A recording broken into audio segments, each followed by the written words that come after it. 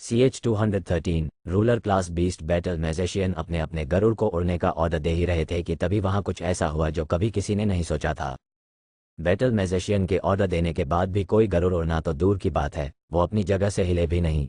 आमतौर पर जब बैटल मैजिशियंस ऑर्डर देते थे तो गरुड़ तुरंत हवा में उड़ जाते थे। बीस्ट मास्टर उन्हें बहुत लंबे समय से पाल रहे थे। युद्ध में लड़ने के अलावा वो हमेशा अपने मास्टर्स के ऑर्डर्स मानते थे। तुरंत बीस्ट मास्टर को बुलाओ, मैं जानना चाहता हूं कि ये गरुड़ पक्षी क्यों नहीं उड़ रहे हैं, कमांडर ने गुस्से में चिल्लाकर कहा। सारे बैटल मैजिशियन युद्ध के मैदान में उतरकर उन सफ़ेद जादुई बाजों का सफाया करने के लिए तैयार थे, लेकिन गरुड़ पक्षी अपनी जगह से हिल भी नहीं रहे थे, मानो वो सफ़ेद जादुई बाजों की तरफ हो गए हों। कमांडर, आपने मुझे बुलाया? एक वर्दी पहने हुए बीस्ट मास्टर ने आकर पूछा। चेक करो कि इन गरुड़ पक्षियों को क्या हो गया है, ये हमारे ऑर्डर्स क्यों नहीं मान रहे हैं, कमांडर ने कहा। वो वर्दी वाला बीस्ट मास्टर उनमें से एक गरुड़ पक्षी के पास गया और उसने अपना हाथ उस गरुड़ पक्षी के शरीर पर रख दिया। उसने अपनी आंखें बंद की और वो महसूस करने की कोशिश करने लगा जो वो गरुड़ पक्षी महसूस कर रहा था। अगले ही पल उस बीस्ट मास्टर ने अपनी आंखें खोली और आसमान में कुछ दूरी पर उड़ते हुए सफ़ेद जादुई बाजों को देखकर कहा, ये डरे हुए हैं। डरे हुए हैं? लेकिन किससे? कमांडर ने कहा। एक एक पल उनके लिए बहुत कीमती था। गरुड़ पक्षी और सफ़ेद जादुई बाज एक ही जाति के हैं। भले ही हमने गरुड़ पक्षियों को पाल लिया है, लेकिन अब भी उनके अंदर डीमन बीस्ट का ही खून दौड़ रहा है। वो सफ़ेद जादुई बाजों से युद्ध नहीं करना चाहते, बीस्ट मास्टर ने बताया। डैम इट, ये भी किसी काम के नहीं है, कमांडर ने गुस्से में कहा। देखिए, भले ही हम उन्हें कितने भी सालों तक पाल लें, लेकिन ऐसे वक्त पर वो अपने साथियों का ही साथ देंगे। बीस्ट मास्टर एक गरुड़ के पास गया जो परेशान लग रहा था और उसकी गर्दन पर हाथ रखकर कुछ सोचने लगा। अगले ही पल उसके चेहरे का रंग उड़ गया। उसने जो महसूस किया था उसे उस पर भरोसा ही नहीं हो रहा था। ऐसा लग रहा था मानो उसने उस गरुड़ पक्षी का डर खुद महसूस कर लिया हो। क्या हुआ, अभी बताओ, कमांडर से अब और इंतजार नहीं हो रहा था। बिना गरुड़ पक्षियों की मदद के बहुत कम ऐसे बैटल मैजिशियन थे जो आसमान में उड़ सकते थे। ये एक बहुत सीरियस प्रॉब्लम थी। अगर एक बार कमांडर क्लास जादुई बाज आ गया तो हमारे बैटल मैजिशियन तुरंत ये युद्ध हार जाएंगे। ये गरुड़ पक्षी किसी भी कीमत पर कमांडर क्लास जादुई बाज से नहीं लड़ाई करेंगे, बीस्ट मास्टर ने कहा। देखो, मैं तुम्हारी बात समझ गया, लेकिन अगर हमारी एयर डिफेंस ऐसे ही नाकाम हो गई तो सफ़ेद जादुई बाज आसानी से शहर में चले जाएंगे, कमांडर ने कहा। बीस्ट मास्टर ने कुछ भी नहीं कहा। अचानक उसकी आंखों में डर दिखने लगा। उसने अपना सिर हिलाया और अपने बगल में खड़े हुए गरुड़ पक्षी को देखकर मन ही मन कुछ बड़बड़ाने लगा। उस गरुड़ पक्षी की आंखों में गुस्सा था। उसकी काली आंखें सुर्ख लाल हो गई थीं। वो तेजी से अपने पंख फड़फड़ा रहा था, इसलिए नहीं कि युद्ध करने के लिए आसमान में उड़ सके, बल्कि अपनी पीठ पर बैठे हुए बैटल मैजिशियन को नीचे गिरा सके। अचानक सारे गरुड़ जोर जोर से चीखने लगे। उन सबकी नज़रें दूर आसमान में उड़ रहे सफ़ेद जादुई बाजों पर थीं और ऐसा लग रहा था जैसे वो उनसे कुछ कह रहे थे। आखिर ये हो क्या रहा है, कमांडर ने पूछा। मेरा गरुड़ पक्षी बेकाबू हो रहा है, बीस्ट मास्टर ने कहा। मेरा भी, वहां मौजूद बाकी सभी बीस्ट मास्टर्स ने एक एक करके कहा।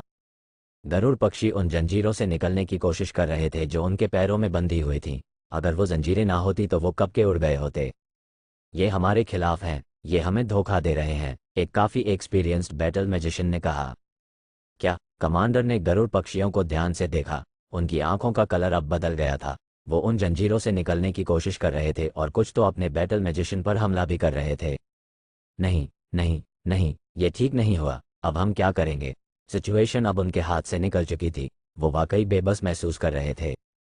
ये ऐसा क्यों हो रहा है? वो जवान कमांडर गुस्से में चिल्लाया। वैसे तो गरुड़ पक्षी बहुत शांत और पालतू होते हैं, तो फिर आज अचानक ये इंसानों के खिलाफ क्यों जा रहे थे?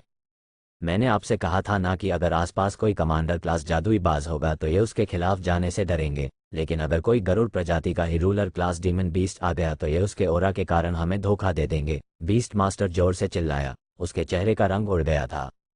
जैसे ही कमांडर ने बीस्ट मास्टर की ये बात सुनी, उसके गुस्से का कोई ठिकाना नहीं रहा। ये पहली बार था जब कोई रूलर क्लास बीस्ट किसी इंसानी बस्ती पर हमला कर रहा था। आमतौर पर यह काम एक कमांडर क्लास बीस्ट के साथ मिलकर वॉरियर क्लास और सर्वेंट क्लास बीस्ट करते थे। किसी रूलर क्लास बीस्ट का इंसानी बस्ती पर हमला करना 10 से भी ज़्यादा कमांडर क्लास बीस्ट के हमले करने जैसा होता था।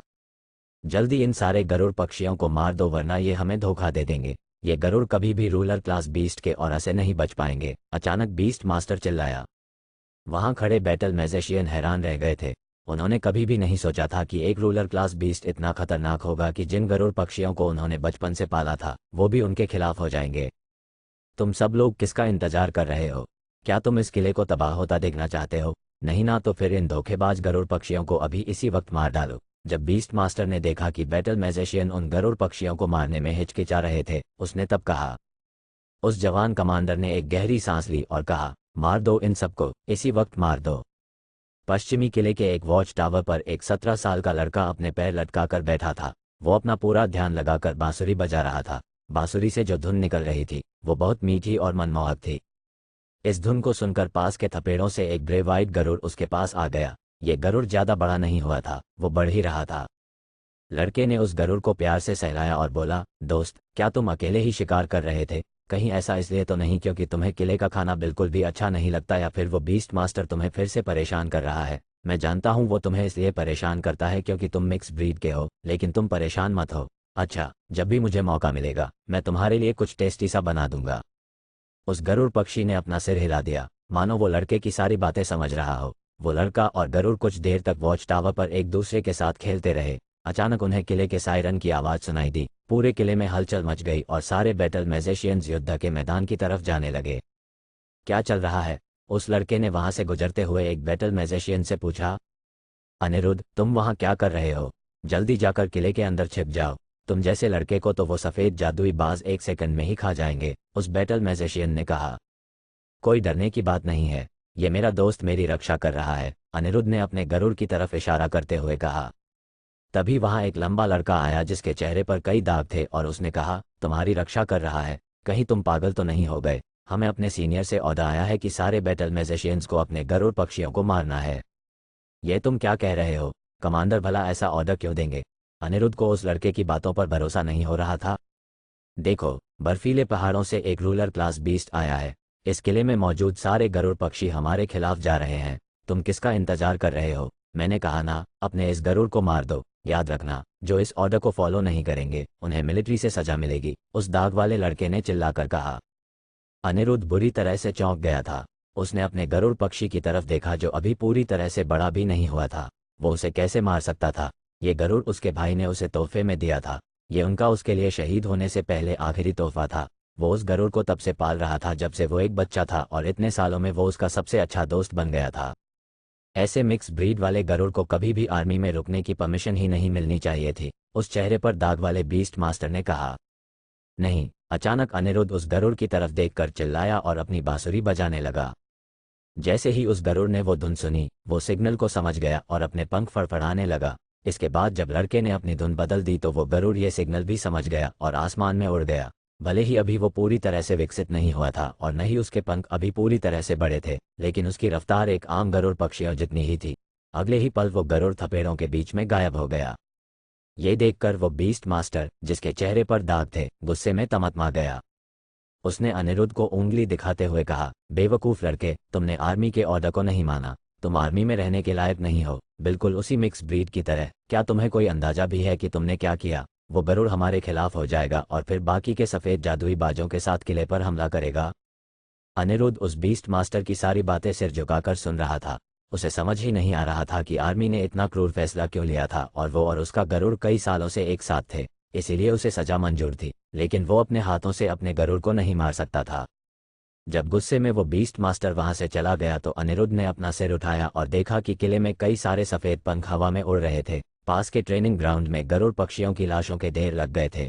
वो दर्द से तड़प रहे थे, दया की गुहार लगा रहे थे, लेकिन कोई भी उन्हें बचा नहीं रहा था। उनकी दर्द की चीखें अनिरुद्ध से नहीं सुनी जा रही थीं।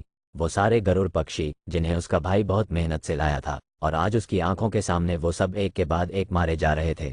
सबसे बुरी बात तो ये थी कि वो बैटल में नहीं बल्कि अपने खुद के बीस्ट मास्टर के हाथों मारे गए थे। अनिरुद्ध उन्हें इतने दर्द में नहीं देख पाया और उसने अपनी आंखें बंद कर लीं। भले ही उसकी आंखों में आंसू नहीं थे, लेकिन उसका कलेजा फटा जा रहा था। जैसे ही एनफोर्समेंट यूनियन की मीटिंग रूम में पश्चिमी किले की खबर सुनाई गई, मैजिक कोर्ट के हेड दिग्विजय, मंत्री राजेश और बाकी सारे लोग एकदम शांत हो गए। किसी ने भी नहीं सोचा था कि इतने कम समय में स्थिति इतनी सीरियस हो जाएगी। एक तरफ शहर में महामारी का प्रकोप फैला हुआ था और दूसरी तरफ सफ़ेद जादुई बाजों की सेना उन पर हमला कर रही थी। सफ़ेद जादुई बाजों का सामना करना इतना आसान नहीं है। ना सिर्फ हमारी एयर डिफेंस नाकाम हो गई है, बल्कि गरुड़ पक्षी भी हमारे खिलाफ हो गए हैं। किस्मत से बीस्ट मास्टर के हेड ने सही वक्त पर उनको मारने का ऑर्डर दे दिया, वरना कंडीशन और भी ज़्यादा बिगड़ गई होती, मैजिक कोर्ट के एक मेंबर ने कहा। ऐसा लग रहा है कि चारों तरफ से हम पर मुसीबतें आ रही हैं। डॉक्टर धकट, क्या महामारी का एंटीडोट बना? मंत्री राजेश ने पूछा। हमने विराट काले सांप के खून से एंटीडोट तो बना लिया है, लेकिन वो सिर्फ महामारी को फैलने से ही रोक सकता है, लेकिन महामारी से ग्रसित लोगों को ठीक नहीं कर सकता। हमें विराट काले सांप की कोई और चीज चाहिए, डॉक्टर धकट ने कहा।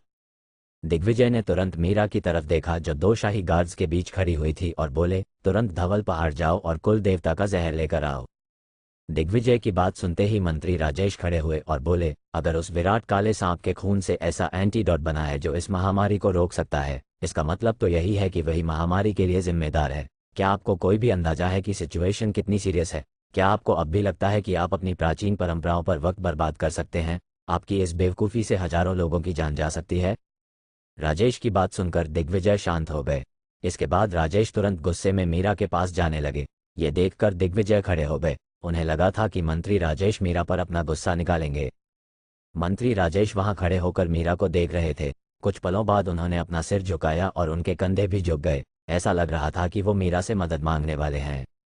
देखो, मैं तुम्हारे कुल देवता के लिए तुम सबकी फीलिंग समझ सकता हूँ, लेकिन स्वपन नगरी अभी बहुत बड़ी मुसीबत में है। मंत्री राजेश की आंखें एकदम लाल थीं। साफ दिख रहा था कि वो कई दिनों से सोए नहीं थे। सफेद जादुई बाजों से युद्ध बहुत भयानक होगा। अब अगर हम एक दिन में ही इस महामारी का इलाज नहीं ढूंढ पाए तो कुछ ही दिनों में स्वपन नगरी में जगह जगह लाशों के ढेर लग जाएंगे।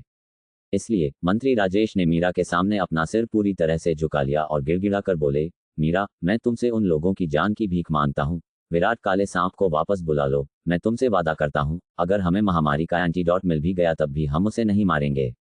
मीरा कुछ कदम पीछे हट गई। उसे मंत्री राजेश की बात पर भरोसा ही नहीं हो रहा था। उसने तुरंत दिग्विजय की तरफ देखा। दिग्विजय ने भी हाँ में सिर हिला दिया। वो भी स्वपन नगरी के लिए बहुत परेशान थे। वो इतने सारे लोगों की जान जाते हुए नहीं देख सकते थे और ना ही इतने लोगों की नफरत सह सकते थे, और क्योंकि मंत्री राजेश विराट काले सांप को जिंदा छोड़ने के लिए तैयार थे, इसीलिए वो स्वपन नगरी के लिए विराट काले सांप को यहाँ तक तो बुला ही सकते थे। ठीक है, मैं उसे वापस बुलाती हूँ।